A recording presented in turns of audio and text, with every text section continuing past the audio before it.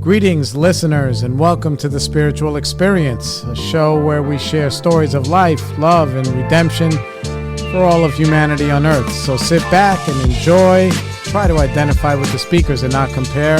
Don't forget to subscribe on all podcast platforms. I'm your host, Jay Lewis, and here we go.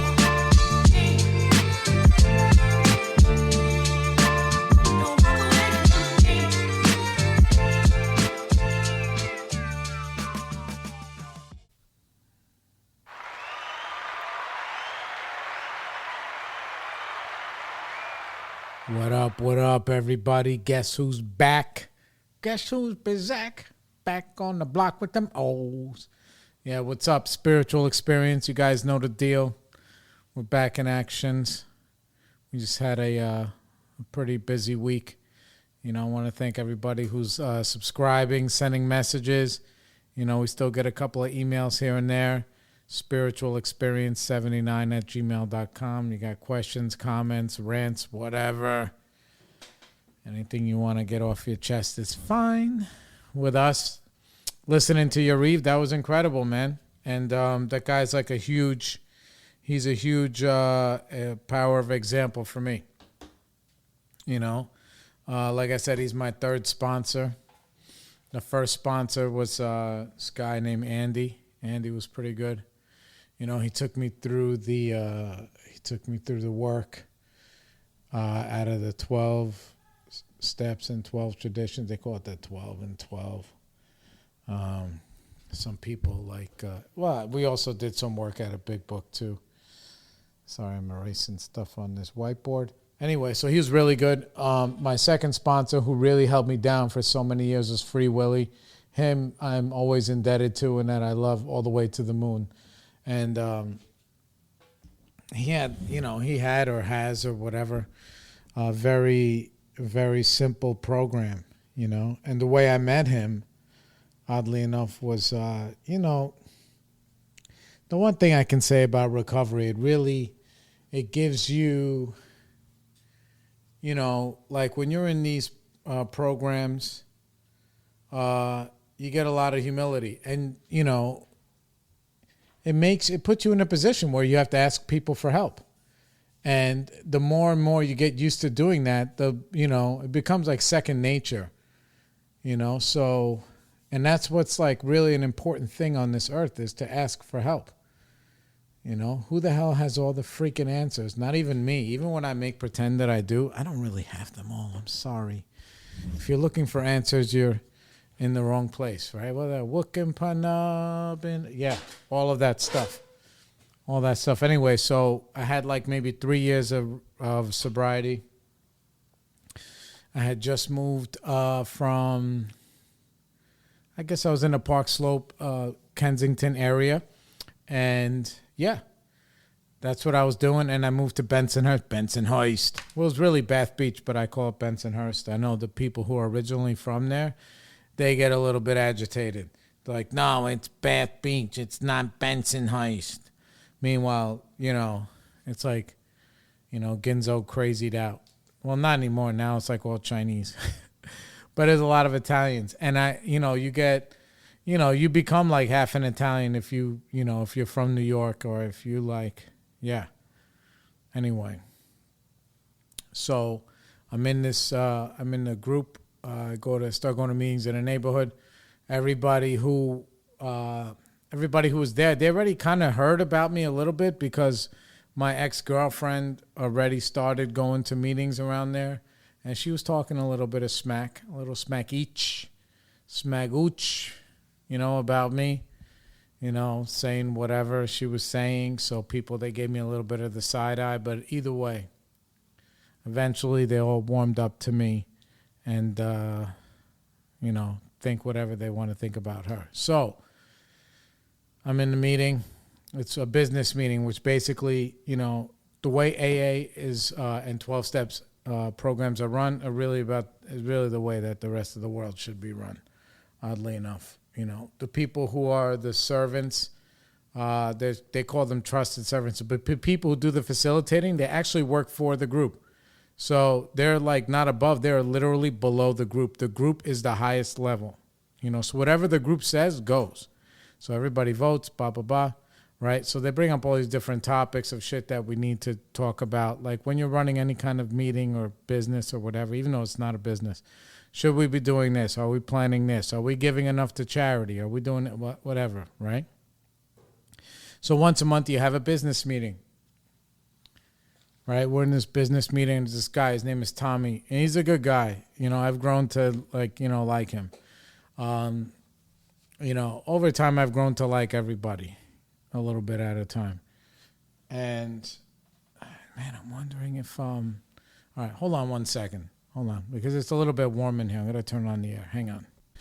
Okay, we're back. Sorry about that. Yeah, I had to turn the air on. It gets like a little bit hot. Summertime is finally coming to New York, and New York is like very humid, hot. In the summertime, it's like it can become very uncomfortable. And the AC is not loud enough that it will really disturb the recording. Anyway, so we're in a business meeting, and this guy, Tommy, he's like, you know the word. He's a yenta. You guys, whoever's a non-Jew is going to start using yenta in their life. That's like my goal. Everybody to get like a yenta, like a "Don't Be a Yenta" T-shirt or something. So anyway, he's a little bit of a yenta, and he is like raising his hand every topic. He's got something to say, bro. And he's basically kind of just holding us hostage. And just with all this like ego and fucking like, how many, oh my God, bro, come on. So I'm there. At the time I had like 3 years of sobriety, and I'm there and I'm listening and I'm there and I'm there. And finally I said something out loud. I'm like, what's up with this guy? He's got something to say about everything. Like, what the fuck? And I said it loud enough that he could hear me, but, I basically embarrassed myself is what I'm saying. I didn't stand up and say something, but I like mumbled it loud enough that he could hear what I was saying. And Willie was sitting next to me, Free Willie. He just looked over at me right away. He said, it's okay. He's allowed. He's a member. He's allowed. And I was like, oh my God. I was like, I want what that guy has. To have that level of patience and humility while somebody you think is just like yapping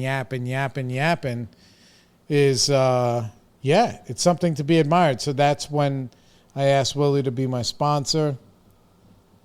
And I had already done a lot of the step work, but by that time, I was, by that time, I just started emailing him like inventories, like these 10-step inventories. Now, these inventories, I got to tell you, like if you're not in any kind of program, like you are really, maybe, I don't know, I'm not going to say you're missing out, but maybe you don't need to do this kind of stuff, but it really helps with you being like effective. You know what I'm saying? It just does. And it has all these questions on there. And let me see if I can find one. I'll find one real quick, and then I'll read them. I'll read the questions to you guys so you can understand. 10th step. Because here we go, 10-step sheet. Wow, 2019. Okay, let me see what it says. Okay. All right, so these are the questions. Now, I would email these to Willie like once a week. And initially it was like, well, Andy, I was doing once a week.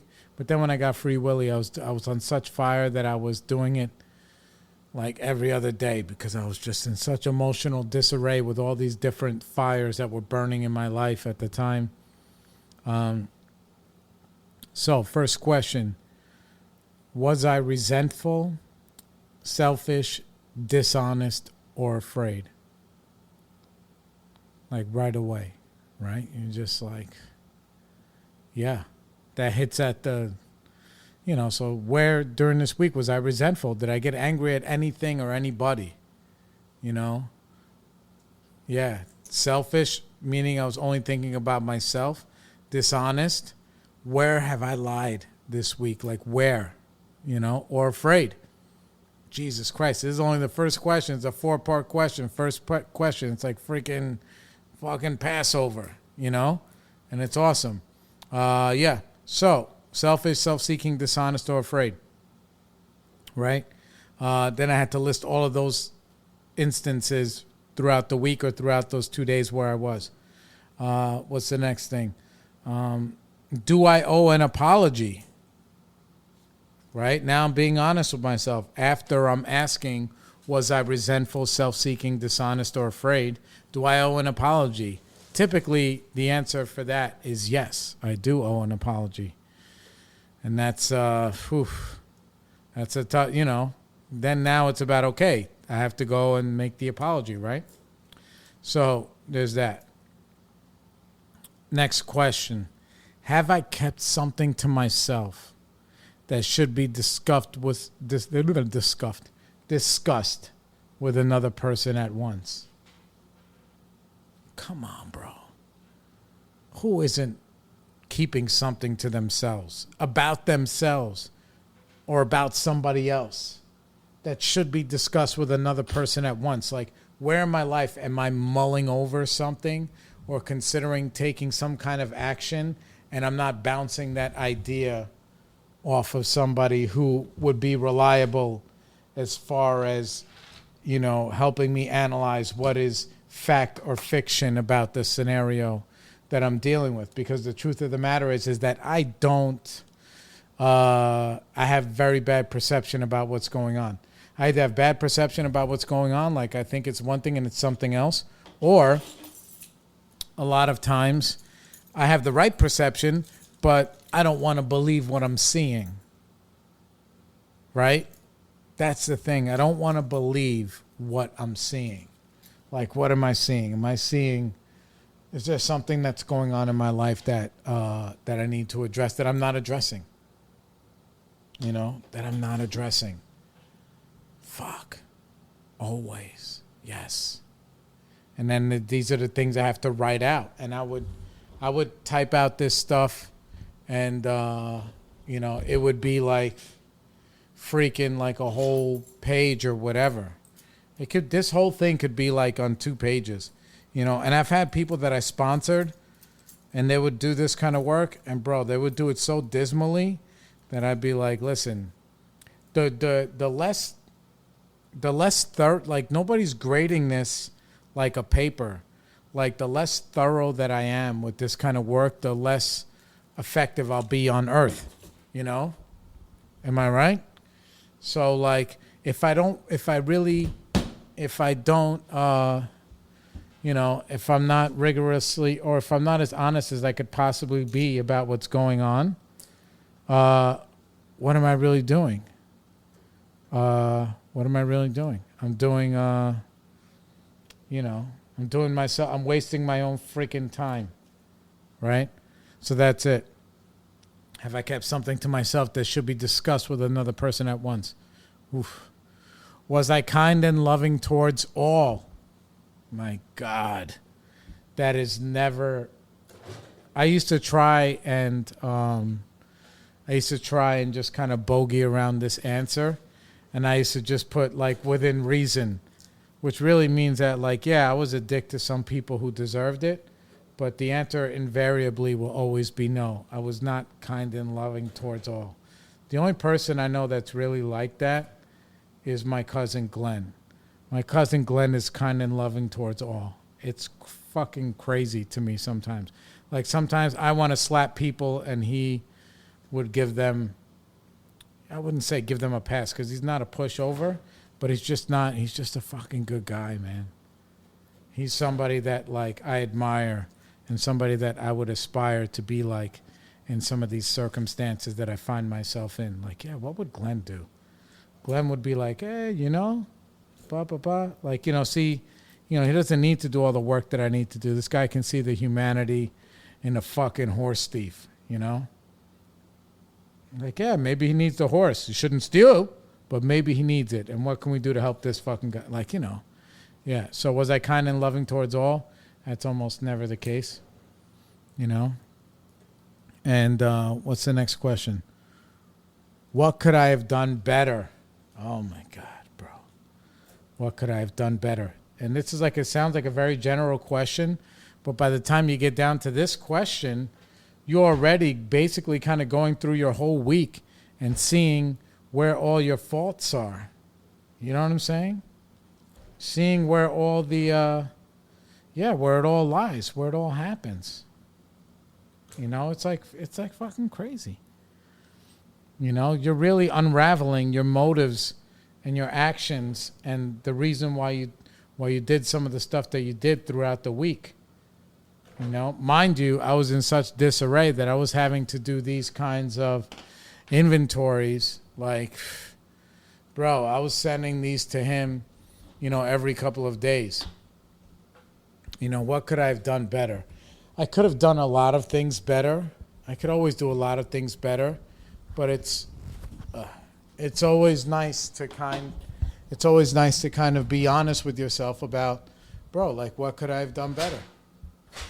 You know, what specifically, what did I do where, you know, I kind of screwed up, or I did this or I did that or whatever, and it could have been, you know, what could I have done better?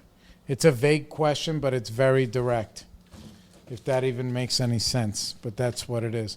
Sorry, I'm moving stuff around. Was I thinking of myself most of the time? Jesus, you know? Was I thinking of myself most of the time? Invariably, that answer is always going to be like, yes. You know? Because that's what it's going to fucking be. It's going to be yes. I was thinking of myself almost all the time. You know? At that time, yes. Now it's a little bit different. Now I'm kind of, you know, I've learned how to be very selfless with my thoughts and my attitudes and my actions and my behaviors. But at that time, I was incapable of, this is how I learned how to even be honest with myself, you know, by doing these kinds of evaluations, you know. This is the only way, by really finding out, okay, like, who was I really thinking of? Was I trying to hide good motives, you know, or bad motives with good action? That happens a lot, right? Where you're just like, oh, well, I'm trying to do the right thing here, but. Well, meanwhile, the truth is that it's all, you know, self-seeking, self-serving ego is really the main motivation. You know, you want them to do what you want them to do. And you may think that it's for their benefit, but the truth is that, like, you know, if it was really for their benefit, you wouldn't need any of the credit. That's, you know, these are the things that I learned about myself. You know, I always talk, I probably said this 100,000 times, you know, that we could get a lot more, you know, the saying, we can get a lot more done if it doesn't matter who gets the credit, right? And that's the truth. You know, I'm also, sorry I'm breathing heavy. I'm trying to scrape crazy glue off of something. I should really give you guys my undivided attention. But I actually, you know, I work better on the mic when I'm doing something else, because then my brain is just rolling and I'm not really thinking about what I'm going to say. I'm just saying what I'm going to say, you know. So, you know, a lot of times it's almost by, you know, with, you know, some of my actions are motivated selfishly, but at the same time, sometimes I would have to trick myself into learning how to behave and how to be selfless by first doing it for selfish reasons. Now, what does that make me? It makes me a freaking work in progress, is what it makes me. It makes me somebody who's not fucking perfect and who's going to be like, yo, you know, even if I have to do it for myself. My boy, Jim Beeks, who I love, and he'll never come on this show just because he's a freaking flake. But I remember, like, you know, as I was doing my thing and I was coming of age in sobriety or whatever, I remember, like, when we were talking about, you know, like, I say to myself, like, okay, well, you know, I don't step out on my woman. you know? I just don't. I don't. And there's initially, I started behaving, and not this woman, I'm just saying women in general. Like, this is how I stopped cheating, I guess, on women, if you want to call it that. You know? It's like, okay, if I'm out, I'm all the way out. And if I'm in, I'm all the way in. Right? That's what I used to tell myself. Now, the truth is that I wanted to know what it was like to be in an unadulterated relationship. That's what I wanted to know. I wanted to know, okay, what does it feel like, you know, to be in a relationship with somebody else when it's just you and them? That concept was foreign to me almost my whole life, because I was basically always a slave to my impulses, you know, in and out of recovery. That's part of my sickness, is that, not that I'm like afraid of commitment, but I am completely wrapped in self. I don't know how to explain that. That means that in the wrong moments, all I'm going to do is think about me for those moments, and everybody else is, I'm sorry, tomorrow. Right? That's how it goes. So, right? So initially, he was just like, dude, why don't you just do it for yourself? You know, even if you, because at the time, I think this was so many years ago, at the time I was just like dating. He's like, even if you're just dating, just date that one person. And it doesn't matter, you know, when you're in your 30s, all of a sudden you think you know everything, and you get these rules that are like technical, like, oh, well, we're just talking. That term talking or whatever is so, you know, you find all these little different nuances where you can really give yourself the latitude to be selfish, because that's what it really is, right? Say, okay, how can I justify my actions, you know? How can I do that? By just say, okay, well, we're just talking. We're just seeing each other casually. We're just doing this kind of thing, you know? Meanwhile, my sponsor, Free Willy, at the time, he used to tell me the truth. He's like, listen, man, sex changes everything. You start sleeping with somebody, it changes everything. That's it. That's the, you know, whether you or not you want to accept it, whether or not you want to acknowledge it or even address it, but it fucking does, you know? So initially, I would practice like, okay, even if I'm just dating one person, to just date that person, even if they were seeing other people. That lasted for like fucking 8 seconds, you know? And then, you know, yeah, because I was like, my insecurities would not allow that, you know? My insecurities about myself would not allow it, you know?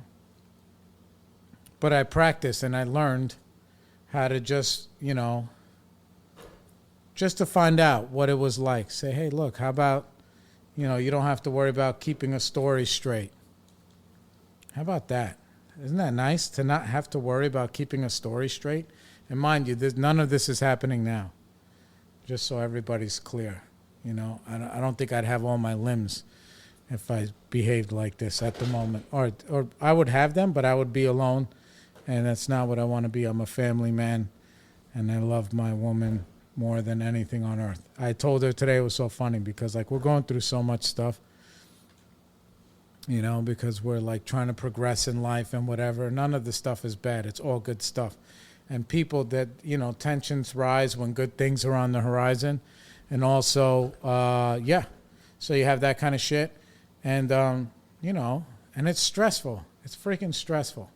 So I told her today, I said, listen, I wanted to thank you because with your, she's brilliantly smart, incredibly beautiful, like she is freaking stunning. She's stunning, you know. She's beautiful, she's stunning, and she's a really, really, really good person, like a really good one. And I told her, I said, look, with all of your tools and all of your shit, how you are, who you are, thank you so much for being with me, because you could be like in a fucking penthouse somewhere. You know, you could be doing a lot better than me. Scraping glue off of a fucking dolly. Talking on a microphone or whatever. You know? You could have somebody, you know, you could have whatever you want. And, you know, she was like, what are you talking about? Like, you're amazing. She said, thank you. She laughed at me. And this wasn't like some kind of self-deprecating, please feel sorry for me fishing for a compliment thing. It was just the truth. I'm like, dude, you know, like, everybody comes with their bag of shit. And, you know, you got to be grateful for the people who tolerate that kind of stuff, whatever your shit is, you know. So, yeah. So I just basically told her I was grateful, you know. But anyway, so going back to the other stuff, is that like, you know, so initially I was just like, okay, well, I want to know what it's like to live like that, to live a way that I've never lived, which is honest, right? So that's how I started doing it for selfish reasons, because I want to know what it feels like. And then, you know, then it was also like, well, now I'm like, well, look at me. I'm the good guy. I'm the guy that doesn't do that. And blah, blah, blah, blah, blah, blah, blah. Right? Who doesn't have the backup plan. Meanwhile, it was funny because the girl that I tried this out with, man, she was fucking, yeah, she was all over town on me. So I got a piece of my own fucking, she didn't get the memo at all. At all. Yeah, so it was a good thing to practice on, you know. So then I guess when I had to put that into like real practice, I could do it. So I did it. So I had to like kind of trick the ego into, you know, into learning how to be a good person for the right reasons, and that's what I did, you know. And then it evolved into like, well, how about I love and respect this person enough that I don't want to do that. And that's what it turns into. But initially, I could not be that unselfish to think about somebody else's feelings to that degree. So what I'm saying is that, like, even if you're not there yet, you know, with this kind of evaluation of your life, these, like, inventories and these 10-step fucking things, you know, you can get there. It's a process. It's not an event, you know. It's a process. It's not an event. So, yeah. You know, was I kind and loving towards all? I would always say within reason. You know. Yeah, so that's a tough one, but that's a good one. What's the next question? Next question is, no, what could I have done better? Blah, blah, blah. Oh, no, was I thinking of myself most of the time? Yes. Or was I thinking of what I could do for others, or what I could pack into the stream of life? Which basically means, like, was I giving or was I taking this week? And in what instances was I giving? And in what instances, really, it's not even what I was giving. In what instances was I taking instead of giving? And when you have to put this stuff on paper and you have to look at it and you have to read it to somebody or mail it to somebody, and, you know, you see who you are, and you're like, fuck. How do I, bro, is this who I want to be? I mean, because this is who I am.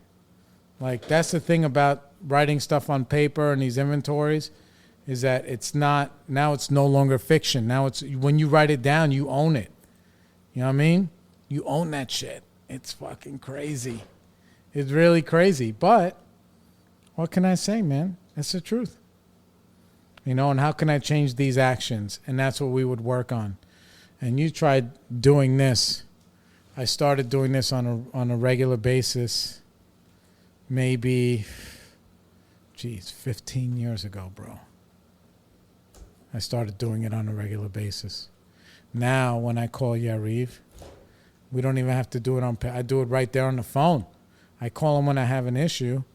He's like, all right, where are you selfish, self-seeking, dishonest or afraid right away. And then he actually tells me after he hears the scenario, he's like, oh, I hear a little bit of dishonesty here.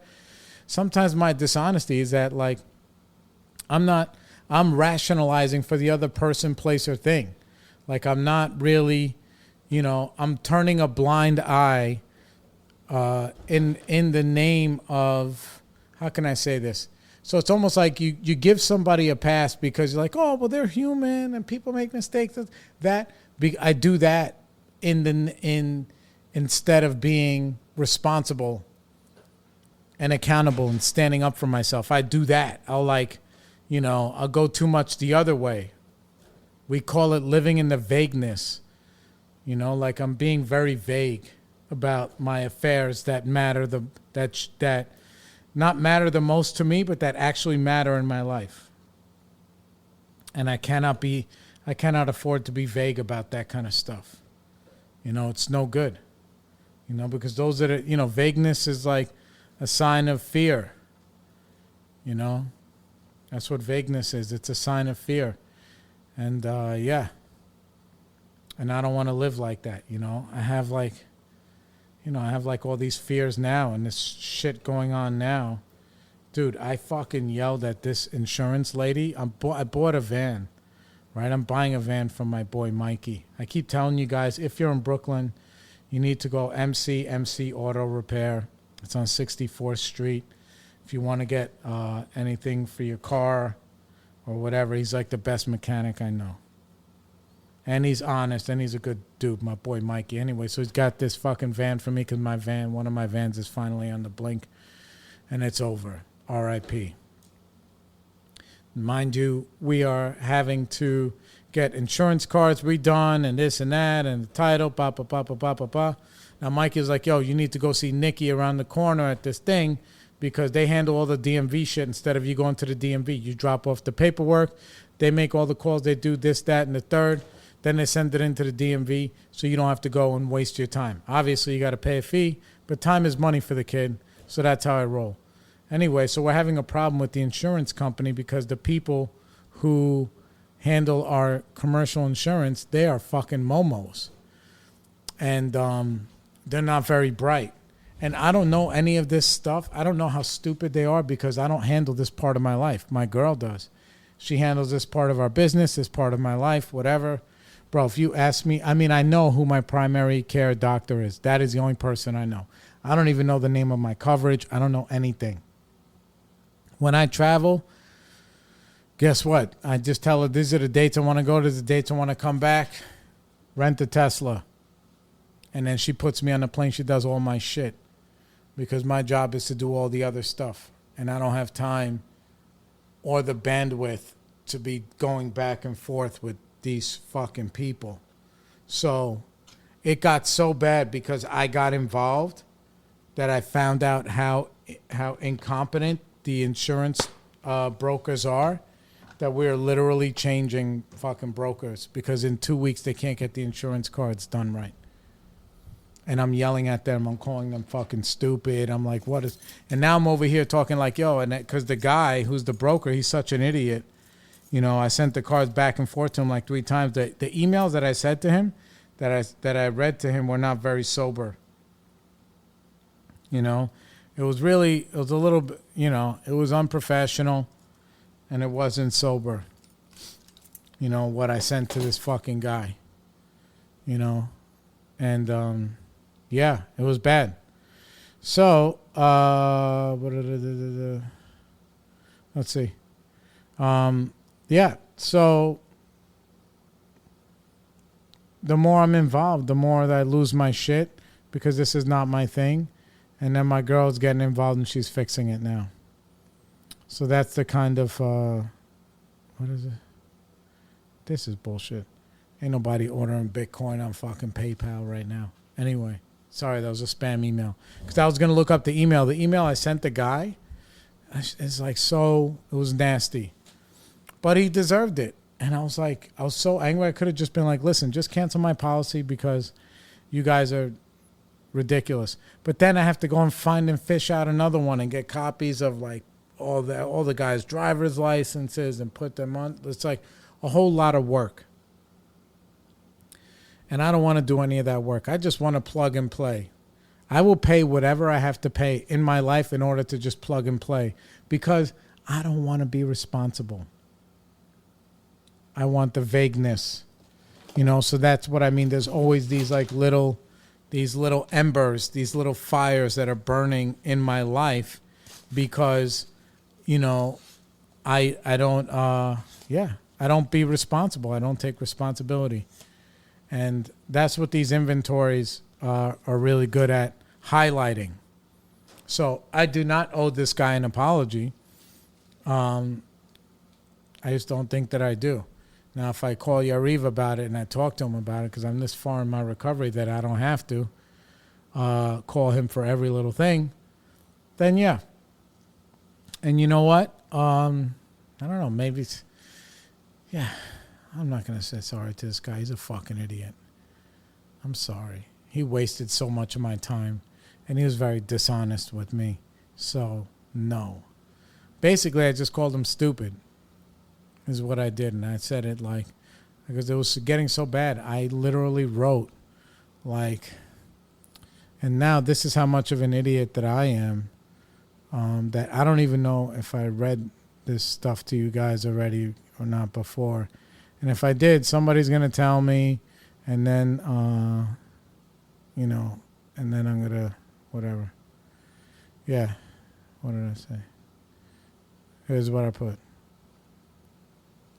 Yeah. I told you, I'm going to blame the second shot because, this was May 13th. I said, Jason. His name is Jason. I said, I'm not sure if you're messing with me. There's some other kind of comprehension problem. There can be no semicolons. He was putting semicolons where it had to be commas. I said, I've resent this back and forth to you so many times, and you keep getting it wrong. It's being rejected by the DMV. Then I wrote, how I call, and I try to leave a message. He doesn't want to pick up his phone, whatever. I said, is there any supervisor that can help us? I said, I'm literally writing how it is to be done. You can copy and paste it. For some reason, it cannot be done that way. I've asked you to tell me why so I can explain it to the DMV people, yet here we are. Please get it right this time. Even if you have to type one finger at a time, or we'll have to find coverage elsewhere. So then he returns a card with some other shit on it that needs to be fixed again. And then when we email him back yo, bro, again with this shit, all of a sudden now he's out of the office. He's away for a week. Every day that I'm down a vehicle, it costs me money, it costs me time, and it's a fucking pain. Every day that happens. So, right? What do I got to do? Some other lady comes and she tries to fix it, and then she gets it all crazy, and I yelled at her about him, and I yelled at him. And I'm like, dude, I don't want to talk to any of these people. I just want to hide under the covers. I just want to go see Mikey and be like, dude, just put the plates on the fucking van. I'm going to drive this thing uninsured. I don't care. I need to fucking, I need to keep it moving. But I know that that's very irresponsible. So I don't do that. So now we just have to find a new fucking broker who knows how to fill out a stupid card. I have to go to this lady, and now I can't even go till Monday or something. I can't even go till Monday to get my paperwork. She basically fired me as a client, this lady who was helping us out and submitting all the paperwork, going back and forth with the insurance people. She fired me as a client. Now I have to start from scratch by myself. And I'm angry, smoldering about it. But my girl's probably going to end up fixing the whole thing. I told her, I felt so bad. I was like, how do you even deal with these people on a regular basis? What's the story with that shit? How is that? I feel so bad that you've been dealing with this guy for all these years. She's like, yeah, he's very, unprofessional, and he's pretty stupid. And I don't deal with him. I do most of the stuff myself. I'm like, so what the fuck are we paying this guy for? you know, it just made me feel angry and empathetic for her and grateful for her because she's, you know, she's doing it all. So there's that. You know, there's that. But this is what it's about. This is like life on life's terms. You know, I told you guys we got an accepted offer on this house up in Greenwood Lake. Now we're going through those steps, a step at a time, to get this, to bring this ship home, right? But it's also highlighting all the holes that I have in my own ship. I'm like, I told my girl today, I said, listen, we really need to learn how to operate our business at a more, how do I say it? And in a more responsible way. Like, we have enough that we can do whatever, so we're a little bit vague. And we're about to buy, you know, this house. It's another business. We're about to buy another business. And no, we need to be more responsible. Otherwise, this one is going to go the same way as that one, and vice versa. And it causes undue anxiety. I was on Facebook yesterday, and I saw this post by Tony Robbins. And Tony Robbins is like somebody who, like, any of these gurus who can probably really help me, I just fucking ignore. I'm like, no, because, you know, because I can't be like everybody else, right? I got to be my own person, like an idiot. So with Tony Robbins, he said there's 3 kinds of business owners. Number 1, people who are scared to look at the numbers and die a very slow death. I stopped right there. I was like, oh, my God, that's me. I look at the numbers in the 7th inning and the 9th inning. My job is to make the numbers. And I don't want to be responsible. I want to just delegate, thinking that I'm being some kind of fucking CEO or whatever, when the truth is that, like, I'm scared to be accountable and responsible for myself. Meanwhile, we have all these wild successes. But they could be either bigger or better, or with less anxiety, the more courage I get to really be honest about myself and what's going on. So there's that. So yeah, I just I'll leave you guys with that. And this is the shit that I'm working on. I just spoke at a meeting. It's called High Noon. My boy Roy asked me to speak, and it was so funny because, like, yeah, the people, they were like, oh yeah, you got to talk for half an hour. I was like, fucking talk for half an hour. You know, and I did it like almost like a self-deprecating thing. Listen, in a meeting, I'm not going to be babbling about all this other stuff. And yeah, could I talk about recovery for 30 minutes or more? Sure. Just like straight my story, experience, strength, and hope. Yes, I can probably do that. But I don't want to tell my story for 30 minutes. I know what happened. And then, you know, it's different if it's like a literature meeting where we read something and say, okay, then I know the program better than most. And I'm saying that truthfully. I fucking do. I may not practice it as good as everybody else, but I know it. You know, I know the principles of how we're supposed to be living.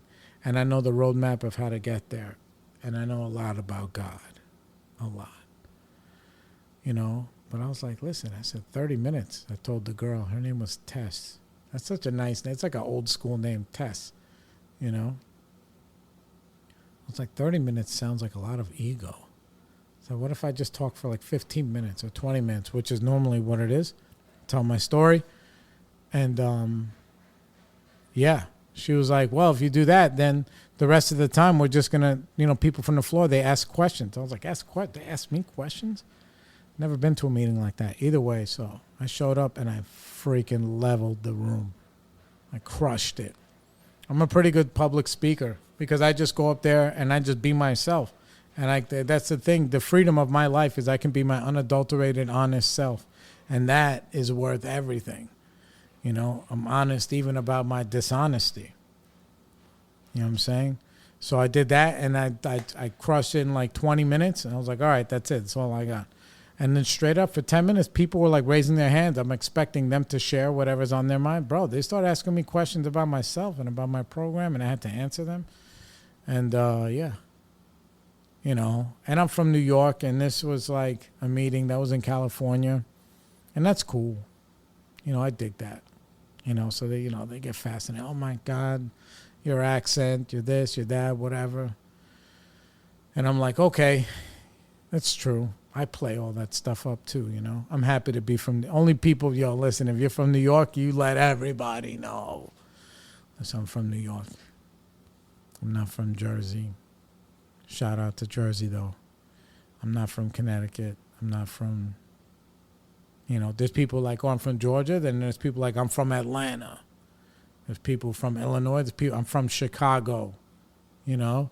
So it's that kind of thing. New York, like, you know, it's like a vegan, you know. You don't got to worry about who it is. They'll let you know right away. Or one of those gluten-free freaks. Like my boy Liam, everything is gluten-free.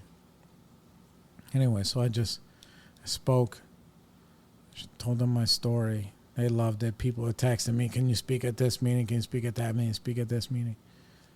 And I'm like, okay. You know, I'm being like humble, but I'm like, fuck, man. Okay. Because, you know, that's part of the program. When somebody asks you to do something, you don't say no. When the hand of AA reaches out, like, and I told them, I was like, bro, I never say no in the program unless somebody's asking me to help them move. And then I'll say fucking no. I'll give you $200 towards your moving costs, but I ain't helping you move shit. You know, I'm not doing that. I don't know why I'm not doing it. Except for Amr, I would help Amr move if he needed it. Yeah, because he helps me. And he's a good kid. He's a good dude. He's getting married. Fucking guy. He's the best. Him and Alex. He calls her Alexandra. I don't know why. He's like, Alexandra. Maybe because everybody else calls her Alex. He doesn't want to be that guy. I wonder what she calls him. But who cares? They're happy. I'm happy. Things are good. I got a few loose ends to tie up here that I'm going to go home and try not to eat like an animal because I have a race tomorrow morning. Yeah. It's a small little 10K around Governor's Island. And, yeah. You know, shout out to my cousin Nemo. It was going to be his first race, but it's my godson Jacob's recital. So he's going to skip the race and surprise Jacob at the recital. But he's going to get up at 5:30 or 6 in the morning, allegedly, and he's going to run his own 6 miles. And hopefully he does it. And for himself, not even for me. It doesn't matter to me. I like to see him win because I want him to win. But, you know, I got to do my own shit. And he'll put the pressure on, and he always comes through in the end. So anyway. All right, guys. I love you all. Peace. Okay, everybody. We'd like to thank you for joining us on The Spiritual Experience. Please don't forget to like and subscribe on all podcast platforms. Spotify, Apple, Google, Pandora, everywhere. And please find us on Facebook, where you can become part of our family. We'll see you around.